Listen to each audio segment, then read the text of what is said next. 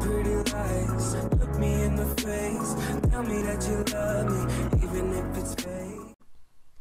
Bonjour à tous et bienvenue dans un autre vidéo. Aujourd'hui, on va voir comment installer l'Active Directory sous Windows Server 2012. Et comme d'habitude, on commence par une introduction dans laquelle je donne des informations sur la DDS. Qu'est-ce qu'un DDS?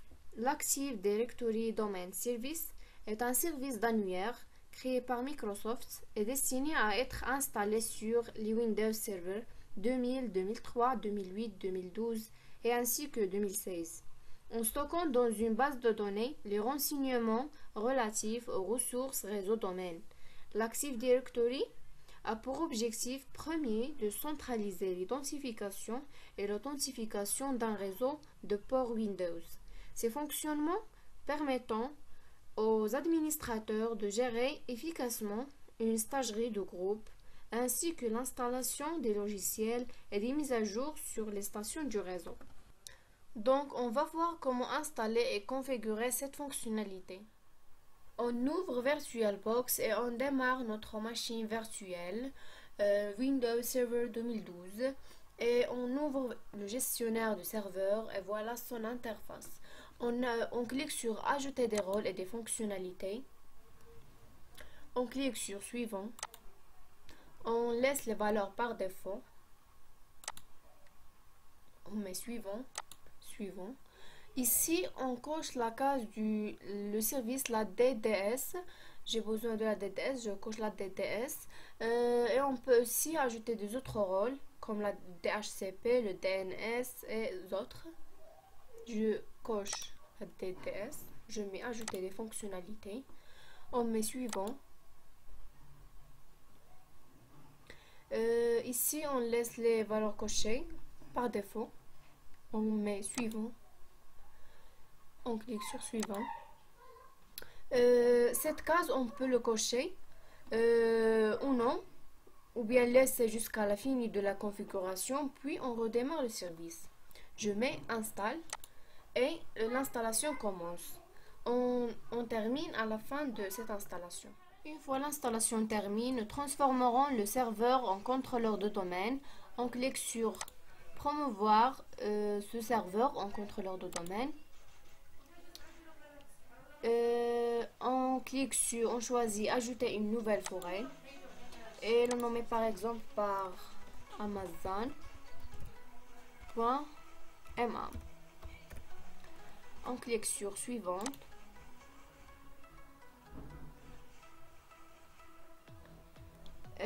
On laisse la dernière version Windows Server 2012 R2. Le serveur DNS est coché par défaut, on laisse la case cochée parce que l'installation de l'Active Directory aura besoin obligatoirement d'un serveur DNS.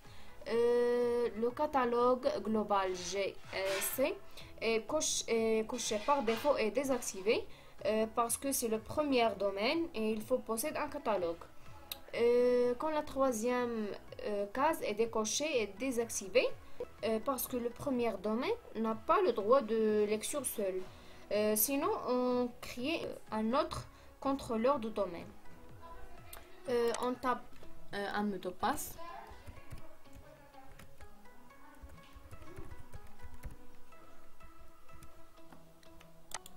On le confirme.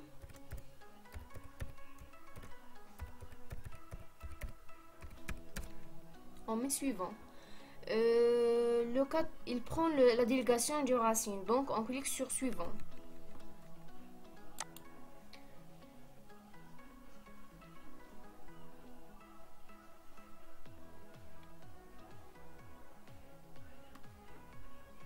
On attend. Le BIOS prend le nom de Amazon, on clique sur Suivant.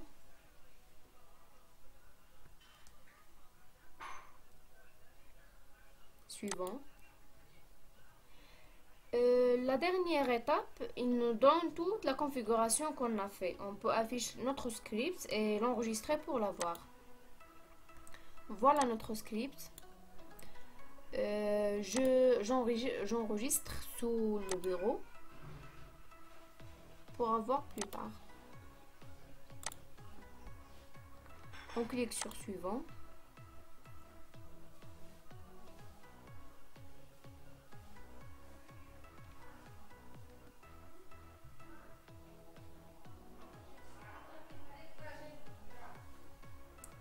On clique sur installer. Il prend un peu de temps pour l'installation et après la fini, on redémarre le système. On entre notre mot de passe.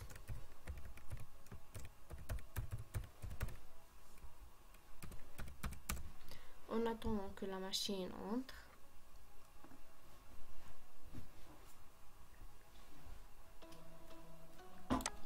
On allait sur le gestionnaire de service.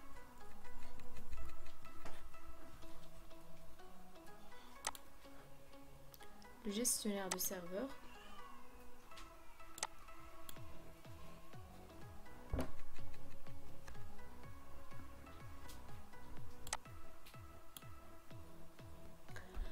On remarque que l'Active Directory est installé ainsi que le serveur DNS car il est obligatoire dans l'installation de l'Active Directory. Si nous voulons savoir ce que contient la DDS, en allant sur Outils, on clique sur Domaine et Approbation Active Directory.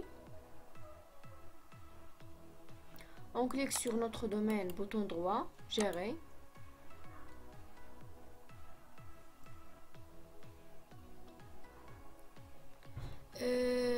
Ainsi que dans toutes les versions de l'Active Directory 2012, 2008, 2016, c'est le même principe et le même fonctionnement.